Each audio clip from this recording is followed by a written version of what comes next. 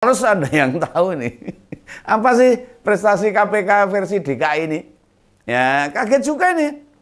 Dulu perasaan nggak pernah dengar apa-apa tuh. Coba deh cari. Mereka pernah membongkar kasus apa? Waktu Pak Anies ada jadi gubernur DKI itu. Menginvestigasi proyek misalnya. Oh enak itu loh. Atau memecat pejabat siapa yang terbukti korupsi. Atau memeja hijaukan anak buah Pak Anies kalau ada yang pelanggaran. Lah saat terbukti melakukan pidana, belas resik rano rekam jejak sama sekali. Lah kinerjanya apa KPK versi DKI.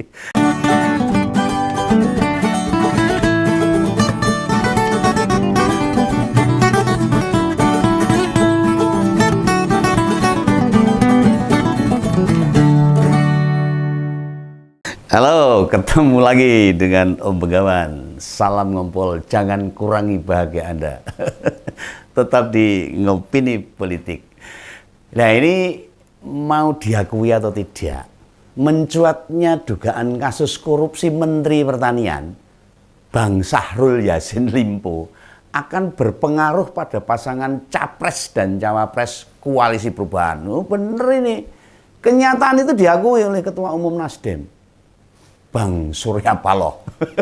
Ya sebagai orang media ya tentu paham banget loh. Semakin dibantah, eksesnya akan semakin besar kemana-mana. Namun di sisi lain Pak Surya berharap loh ini. Dan tentu tidak ada yang melarang dia berharap. Oh, bebas no. Slogan perubahan bisa memberikan efek berbeda.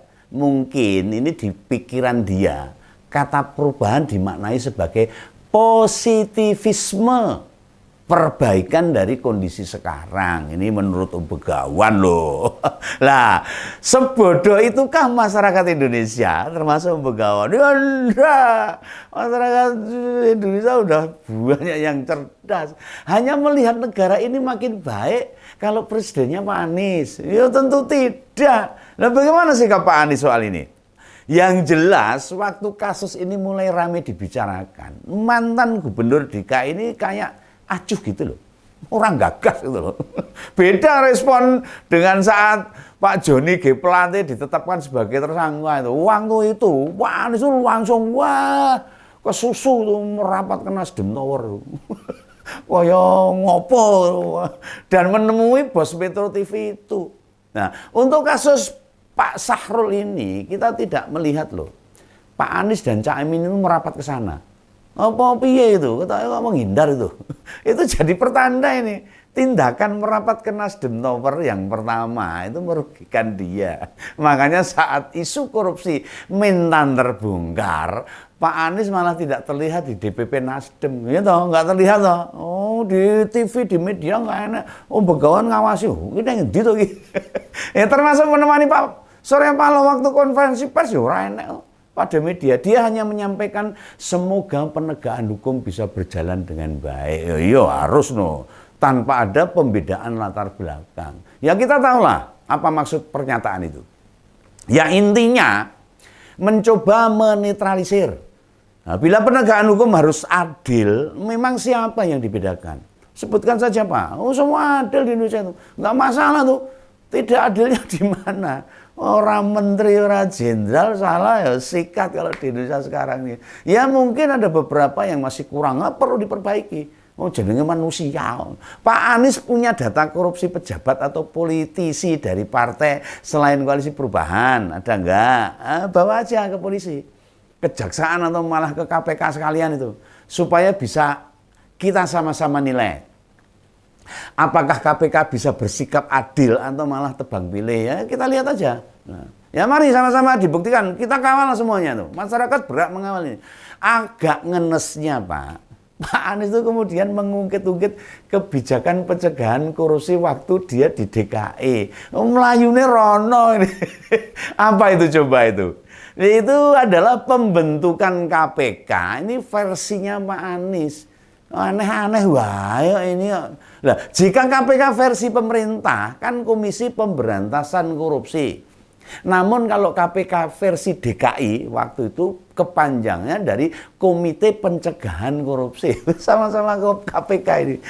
Tapi ini pencegahan, katanya nyegah, katanya beneran korupsi, maksudnya gitu. Nah, KPK versi DKI ini dibentuk tahun 2018 lah, setahun usai Pak Anies dilantik itu. Ya, jajaran anggotanya ya yang bantu waktu kampanye Pilkada DKI itu seperti Mas Bambang Wijayanto, itu Bu Nur Sahbani Kaca Sungkana, itu juga itu. Ada juga Komjen Purnawirawan Ogroseno itu, dan Muhammad Yusuf serta Ibu Tata Ujiati kalau nggak salah itu. Nah, kaget juga itu waktu itu.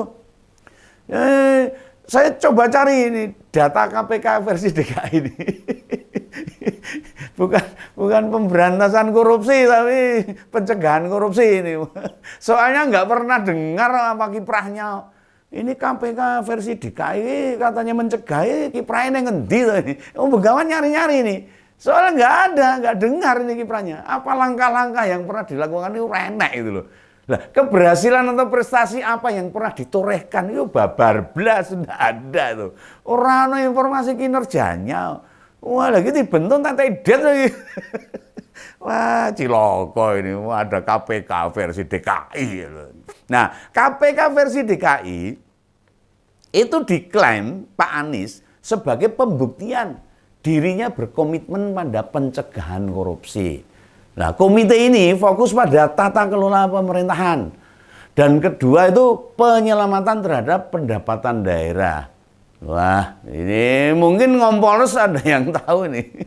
Apa sih prestasi KPK versi DKI ini? Ya, kaget juga ini. Dulu perasaan nggak pernah dengar apa-apa tuh. Coba deh cari. Mereka pernah membongkar kasus apa? Waktu Pak Anies ada jadi gubernur DKI itu.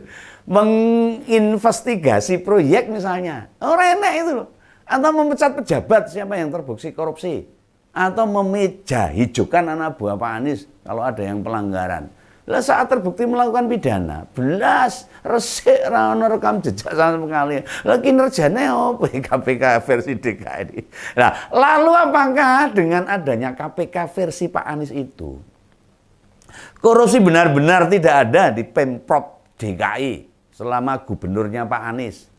Lah faktanya ada beberapa kasus kok selama pemerintahan Pak Anies di Jakarta. Ini misalnya loh ini.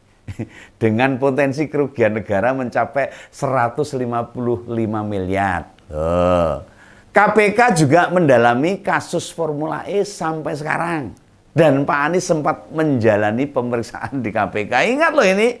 Loh, lah ini KPK versi DKI ngapain dulu ini? Ada juga itu penyelidikan keterlibatan pimpinan cabang Bank DKI yang kerugiannya tembus 39 miliar. Wah, kayak ini. Serta pengadaan lahan di Cipayung itu baru beberapa saja itu kasus-kasus di DKI. Nah, kasus-kasus itu jadi bukti bahwa KPK versi Pak Anies yang hanya ada di Jakarta tidak bisa berbuat apa-apa. Ya kalau Pak Anies ngomong dirinya punya komitmen kuat, mengapa waktu jadi gubernur DKI masih ada kasus-kasus korupsi seperti itu? Artinya KPK versi DKI itu juga nggak kerja. Orang yang nyambut gawe ini apa ora jelas. Tadi kan sudah tak sebut toh. Ada yang sampai merugikan negara 155 miliar. Makanya KPK versi DKI ini janjane loh. Janjane lembaga apa. Sampai ada yang mencuat kerugian 155 miliar ora konangan. Ini sama ini loh ora dicegah dulu tuh. Namun kita sama sekali nggak tahu toh apa kerjaan mereka. Nah, selain daftar beberapa kasus korupsi terjadi di DKI dan waktu Pak Anies masih gubernur itu, apakah hanya kasus-kasus seperti itu saja yang disebutkan tadi? Lah kalau Kompolnas otomatis ya langsung teringat loh. Maraknya kejadian kelebihan bayar. Oh, ingat loh ini. Itu kontradiksinya dan itu tidak diceritakan sama sekali oleh Pak Anies itu. Lah mereka punya komite pencegahan korupsi loh. Kok kelebihan bayar yang dilakukan oleh anak buahnya Pak Anies itu kok orang dicegah? Terjadi di banyak sektor itu. Iya itu berarti KPK versi DKI nggak kerja. Orang kerja ini. Bener nggak? Jelas toh. paham dengan apa yang tak gambarkan tadi. Pak Anies benar-benar tidak memiliki komitmen jelas di pemberantasan korupsi ini. Misalnya KPK yang katanya pencegahan ora iso nyegah, meneh ora. Wah, repot ini. Lah mencegah atau memberantas korupsi itu bukan sekedar ada institusinya. Kalau hanya ada institusi, banyak yang bisa kita bikin. Problemnya itu apakah mereka bisa bekerja efektif atau tidak. Lalu berhasil mencegah upaya tindak pidana korupsi di jajaran pemerintah DKI. Lah kan ya tidak loh, nyatane ora enek. Tanya tuh Pak Bambang Wijayanto yang dulu jadi anggotanya itu. Berapa kasus yang dia selesaikan saat menjabat anggota KPK versi DKI itu. Takoki wae dijamin lah dia bingung jawab itu. Oh jawab apa itu? Oh nyatane kerjane kok. Lah KPK versi DKI itu hanya menampung teman-teman pendukung Pak Anies saja. Loh iya no. Mengabaikan kompetensi yang dimiliki. Semacam hanya pengen mencairkan duit dari APBD DKI. Ini saya tidak menuduh loh, ini saya mengira-ira, menganalisa seperti itu. Untuk bayar orang-orang dekatnya Pak Anies yang dulu ngewangi kampanye, hidup-hidup balas jasa, utang budi lah. Nah, soal kelebihan bayar di DKI misalnya ini, terjadi pemborosan, pembelian masker respirator itu, N96, tahun 2020 duitnya itu boros sampai 5 miliar. Oh, masker yang sampai 5 miliar itu ngopo pirang masker tuh. Kemudian juga pengadaan alat rapid test yang mencapai 1,1 miliar. Wih, kelebihan wih. Duitnya neng ngendi. Juga ada kelebihan bayar gaji ASN DKI sebanyak 103 orang meski mereka sudah wafat, sudah meninggal atau pensiun. Itu ya masih metu ae gajine. Ciloko ini. Ada pula itu pengadaan mobil pemadam dan bayarnya kepunjulan. Tahu kepunjulan? Ya kelebihan itu tadi. Itu 6,5 miliar. Wah, ya ampun, ampun. Itu yang saya kutip baru sedikit itu. Lah masa tak ungkap kabeh ora mungkin malah bocor. Saya hanya pengen duduh nih aja. Dudune wae kalau anu bisa kembro kabeh terus kabeh duduh itu itu anu kuwah. Maksudnya itu menunjukkan walaupun Pak Anies punya komite pencegahan korupsi, mereka nggak kerja sama sekali. Ini bukti-buktinya seperti itu. Biar masyarakat paham, khususnya masyarakat DKI. Dulu waktu ada KPK versi DKI, jane ora enek kerjane. Saya cuma menduduhkan, menunjukkan. Terus ya kalimat yang dipakai kelebihan bayar itu loh. Ya hanya di DKI istilah itu dipakai. Selain di DKI yang nyebutnya ya korupsi, bukan kelebihan bayar itu loh. Nah, berpotensi merugikan negara kelebihan bayar itu. Korupsi itu namanya. Artinya jika Pak Anies atau pendukungnya ngeklaim waktu di Jakarta membentuk komite pencegahan korupsi, tolong tanyakan itu. Suruh jelaskan itu. Bukti kerja mereka apa coba? Itu suruh jelaskan. Enggak lah malah au. Tidak bisa jawab tuh. Itu repot. Jangan silau lah dengan mulut manisnya Pak Anies yang pandai bertutur kata. Karena lidah tak bertulang. Iso ngetuprus sakarepe dhewe ora ono isine. Kayak bohong itu enggak dosa aja. Sering bohong orang takut dosa. Wah, gitu aja lah. Kalau memang gitu awuran wae lah. Yang penting jangan kurangi bahagia panjenengan. Salam ngompol, salam kawan. Sampai jumpa.